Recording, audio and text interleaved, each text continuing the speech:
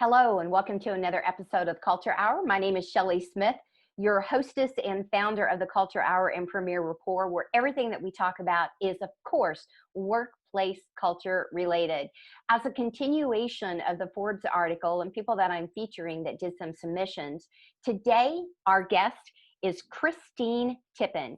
And let me just give you a little bit more about Kristin, and then we're going to kick off today's conversation about workplace culture during multiple crises, how our team's leaning in, specific at Swift Filings, where Kristin is the current HR lead for Swift Filings as well as some of the sister companies. She manages everything from payroll to benefits compliance and talent strategy for all of her around 50 employees.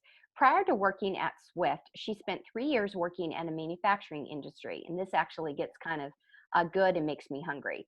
I started my career at Swan Foods Company in Salina, if I said that right, Kansas, where she was an associate HR generalist at a pizza plant, which is just as cool as it sounds, she says. Swan then transferred her down to Houston, Texas, where she continued her work as an HR generalist in 2 of their Asian food facilities.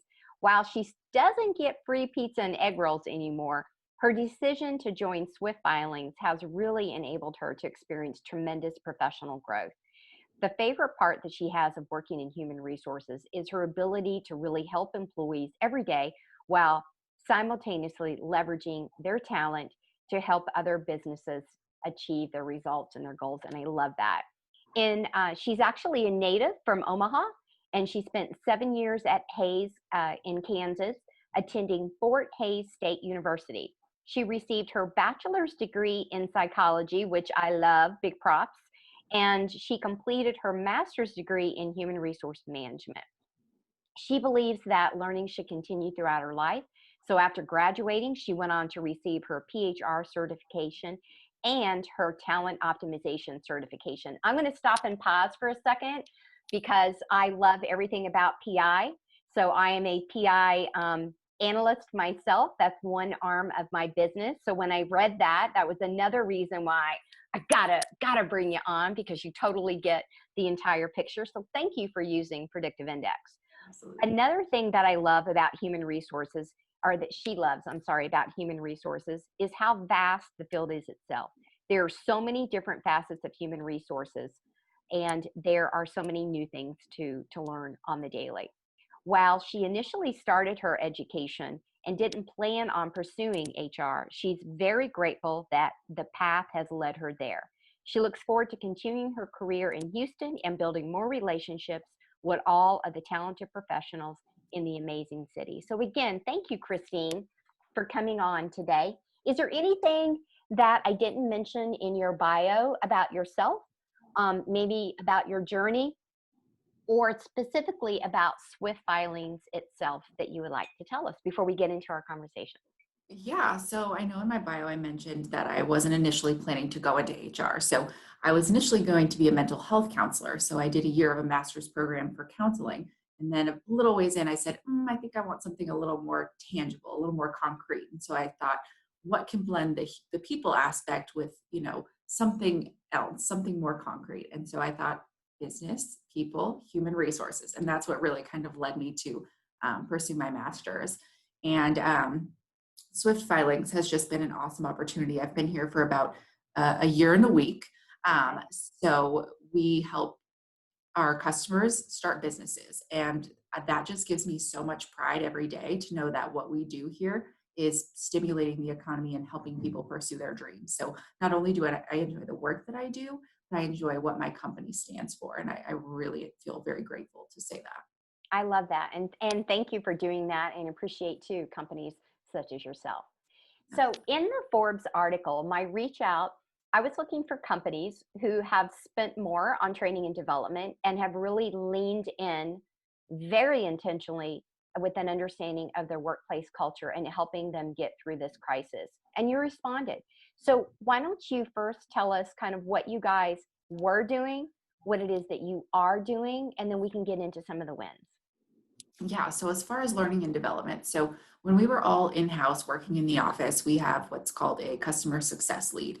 And her job is essentially to audit all of our customer service interactions. So take a look at their phone calls, take a look at their emails, just really dig in and analyze, okay, are they providing the optimal customer service, or are there little things that we could tweak? Maybe tone of voice, maybe providing thorough information. There's so many different aspects of customer service.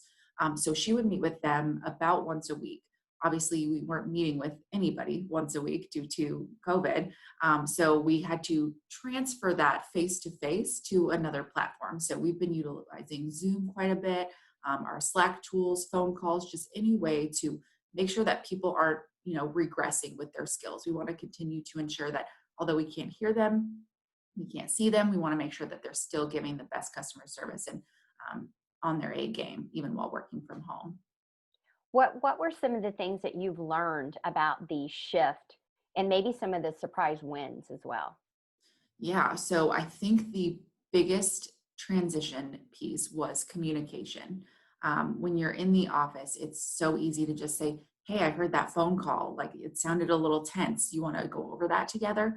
When you're not next to somebody, you don't know that that's happening. So you have to be a lot more intentional.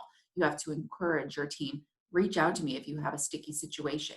And likewise, the managers need to reach out more often and say, hey, how are you doing? How are things going? What obstacles are in your way? So it really needs to be that two-way street. And you really just need to over communicate. One of our managers says, if you think you're over communicating with the remote team, you're communicating just enough. So I think that was definitely the biggest thing that we took away from this whole transition to working from home. As you begin to phase back in, are you bringing everybody back? Are you doing a shift in how you're handling the remote work? Let's unpack that a little bit too. Yeah, so what we're doing is we're doing shifts. So we have a blue team and we have a white team. So it makes it so that about half of the office is in the office at a given time. And that's so we can be socially distanced. People don't have to like rotate desks. They get their desk and they wipe it down when they leave. So one team comes in Monday, Tuesday, Wednesday. The other team comes in Thursday, Friday, and then they swap the next week. So that just ensures that they get, we have not too many people in the office, but we also get a little more face time with everybody. So that's really been working pretty well for us so far. Do you think you're ever going to go back to how everything that you did before, or do you think it's going to be a mixed bag of what it is that you do? Yeah, that's a very good question. So now that we've seen what working remotely looks like and we've seen that it can be successful, we've really been looking into ways to provide those work from home, remote, flex time opportunities. Not only is that a great perk for employees, but as an employer, it saves us desk space. Like there's a lot of creative things that you can do. So it's just shown us remote work with our business it's very efficient and it goes well and our employees enjoy it. So we're looking at different ways to adjust when life gets actually back to normal. What are we going to do and what's the new future going to look like? Yeah. So I'm curious too, I'm not able to have this conversation with everybody that I talk to, but because you use Predictive Index and the people that follow me know that I'm obsessed with Predictive Index, tell me how you're using and leaning into, and for those of you who you've not heard that, Predictive Index is a behavioral assessment tool and platform that provides job profiling for characteristics as well as individual behaviors, which leads to the alignment and how to onboard, interview, motivate, and then the cognitive side, and then as well as an online talent experience, an employee experience survey and strategic alignment. So how are you guys, or how have you used that maybe differently during the crisis than you did before? I'm always curious to that. Yeah, so predictive index is something that I've more done on a personal side.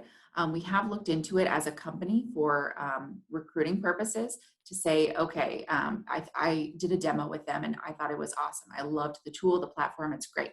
But we looked at doing it for recruiting purposes because we have customer service, which requires a very specific personality to succeed in that role. Conversely, we also have a team of kind of data entry, which kind of is the opposite personality spectrum. So we were really looking into it to say, okay, what are the skills and what's the personality we're really looking for? And does this person align with the position? Or are they going to be really frustrated because they're stretching too far outside of their comfort zone? So we haven't pursued that quite yet, but it is something in the back of our minds looking forward into the future of how can we use this tool, not only for recruiting, but also for our current employees to keep them engaged and motivated and see what other opportunities available would kind of fit their skill sets. Love it. It's beautiful. All right, let me switch back to selling workplace culture, selling the thought and the understanding that the deeper we have clarity on what right looks like, we can attract the talent and keep the talent. How much selling have you had to do or not do, and who are you selling to, and how are you selling it? And of course, I'm using selling metaphorically from a business objective piece. So, So I don't really have to sell it too much. There's not a lot of convincing that needs to be done. I'm very happy to say that our ownership team is very aligned about how important culture is to the success of a business. So typically how it works, if I have some sort of culture initiative that I want to pursue or implement, I say, hey, this is what I think we should do, whether it's just a fun team night out or whether it's a more extensive training program, whatever that might look like. I pitch it to them and they say, here's our questions. And typically they say, give us a proposal and run with it. So there's not a whole lot of me trying to negotiate how to do things. It's more like presenting my case, getting their feedback and going with it and seeing how it works. And obviously not everything's going to work. Some things are better attuned to more different cultures. But for the most part, it's worked out fairly well with all the different culture initiatives we've tried to do. that's wonderful. I applaud that. I applaud that. Clearly, there's so many wins, and when your executive team gets that, then it makes life just great for all the employees, for everybody. So, what are, for the viewers and the listeners, as we start to go into wrap up mode, what are some of your, I know, words to the wise, maybe some tips, maybe some resources, maybe some personal learnings and shifts that really got you on board and your team on board around continuing to spend and have focus on training and development and to lean into your culture? Any thoughts that you could give? Yeah, I think it definitely helps when your leadership team is on board with you. It's much more streamlined. You don't have to keep pushing. But I think the biggest pieces are culture is you have to do it every day. It's not just something that you say, hey, this is our value. Okay. You have to show it and live it through your actions. I just got done reading a book. I think it's called What You Do Is Who You Are. And it really just talks about how, as an HR professional, a manager, anybody in a more leadership oriented position, every decision that you make influences the culture in one way or another. So it's very, very important to really think through every decision you make and think, is this what I want to portray our business as? Is this what I want to have our employees see as our culture? So just being really, really cognizant of the impact that your actions make on the whole culture is super, super important. Another thing I would say is culture is the whole, but I think it's also super important to tailor it to each individual employee. Because Yes. even little things like birthdays, not everybody wants to be, celebrated on their birthday. So take those little things into account and ask people, what do you like? What do you want? What would you like to see? And obviously you can't accommodate everybody, but just being aware of those little idiosyncrasies, everybody's personal preferences, and trying to do what's best for the group is super beneficial as well.